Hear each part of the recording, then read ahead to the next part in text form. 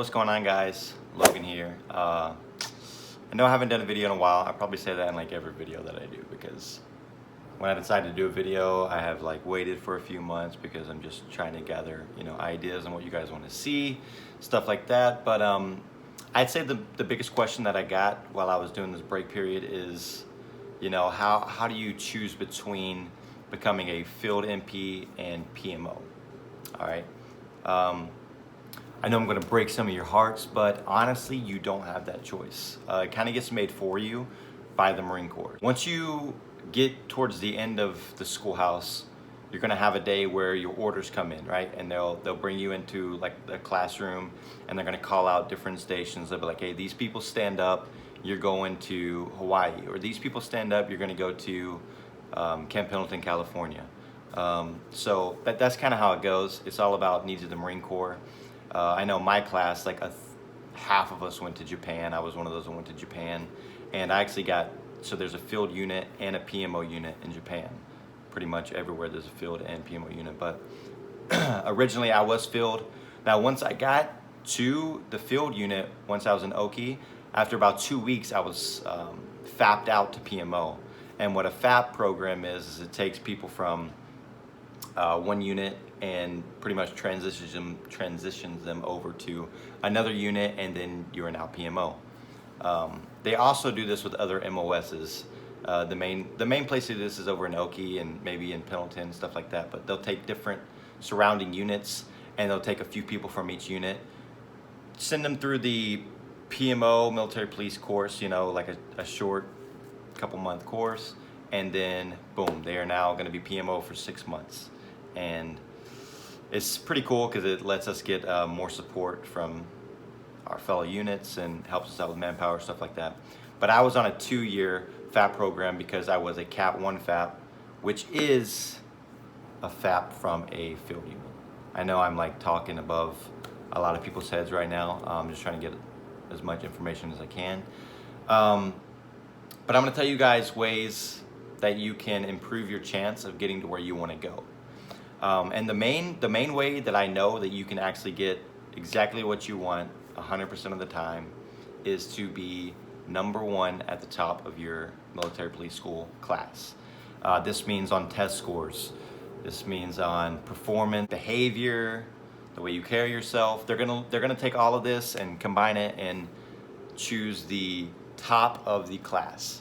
If you get top of the class, they'll let you actually you and the instructors will negotiate with the monitor and get you exactly where you want to go. So if you want to go to Hawaii, they're going to talk to the monitor and get you to go Hawaii.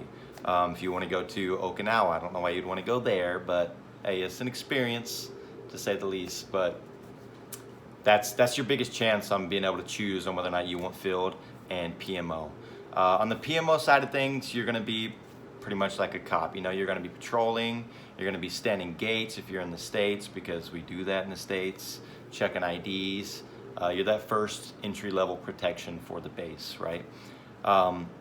If you're patrolling, you're going to be responding to things like domestics, like fire alarms, like medical assist, and you're going to be enforcing traffic regulations, writing tickets. That's the things that you have to look forward to if you decide to go PMO or if you wind up being PMO.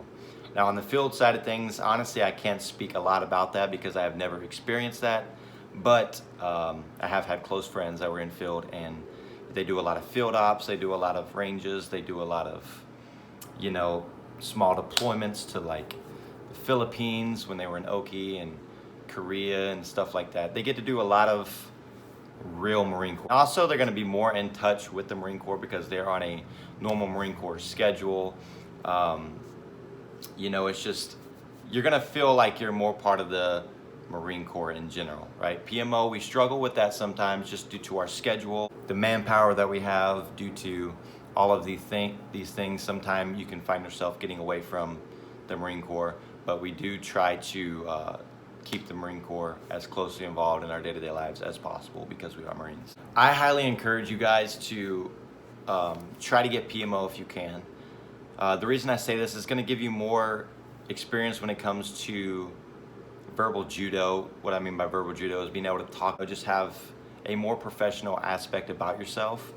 be able to handle stressful situations by yourself, because sometimes you're not going to have a driver or a partner to respond to these calls with. You're going to have to handle some of these bigger med assist and domestics and things like that by yourself. You're going to have to learn casework. You're going to have to, you know, get on a swing schedule. It's just going to help you out more in the future if you're wanting to do some sort of police or security guard, something like that, if you decide to get out of the military.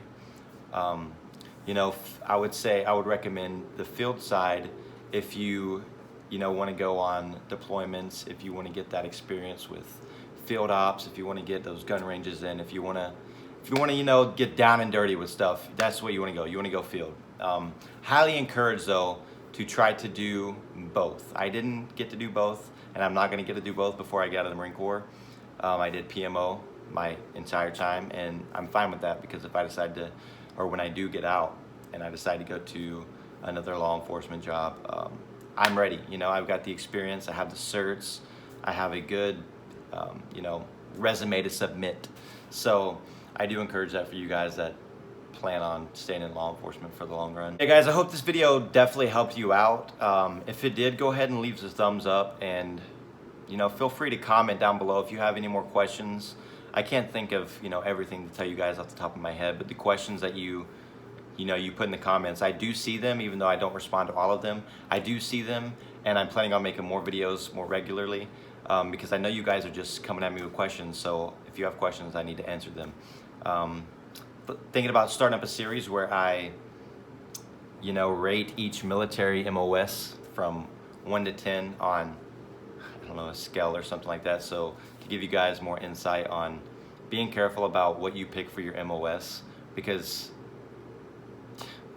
jobs suck if you don't like them, to be honest. So just make sure you know what you're doing once you go to your recruiter and you pick the MOS. Don't get forced into something. Don't feel like you have to be forced into something, Take your time on choosing what MOS you want, because it's important. You're going to be doing it for the next 4, 8, 12, 20 years of your life.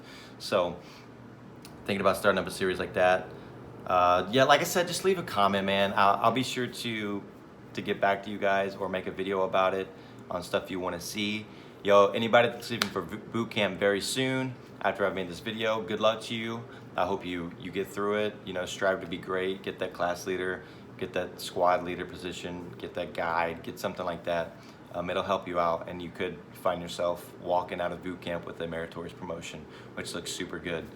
Get that head start from your peers. So like I said, leave a like, be sure to subscribe. Like 85% of my viewers aren't even subscribed, so it would help me out a lot, tremendously. Just hit that subscribe button, man, and I'll be sure to put out more content for you guys. And until next video, see you guys.